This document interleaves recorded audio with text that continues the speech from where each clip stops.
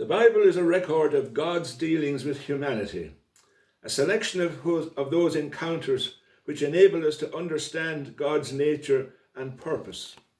It is unique among all sacred writings, and those who know it best find it indeed the Word of God to them, pointing them clearly to Christ, the Son of God, who is God's full expression of himself to humanity. For many centuries after Christ's earthly life, the record of his teaching, crucifixion, and resurrection was restricted to specially educated people, mostly men who were able to read and understand the Latin and Greek and Hebrew and Aramaic languages in which the books about Christianity and Judaism were preserved. Ordinary people only knew what the clergy chose to tell them. John Wycliffe, a Yorkshireman, was a cleric and also a lecturer at Oxford University.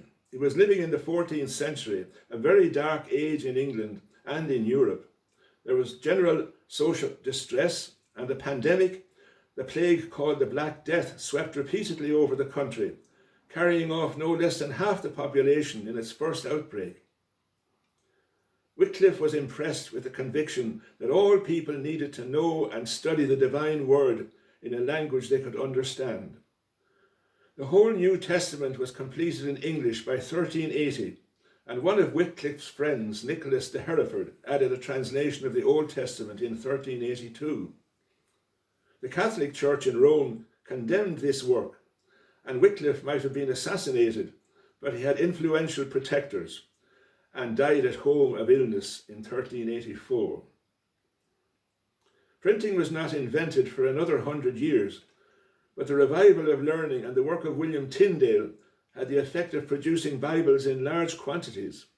And even though the authorities drove Tyndale out of England and caused him to be murdered in Brussels, his legacy, consisting of millions of Bibles in English in an even more accurate translation than Wycliffe's, laid an indestructible foundation for the enhancement of Christianity.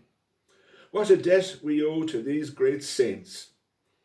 I'm in the process of reading a small but very readable history of the English Bible, which I found among my father's papers in recent weeks. It was published in 1895, but is still in perfect condition.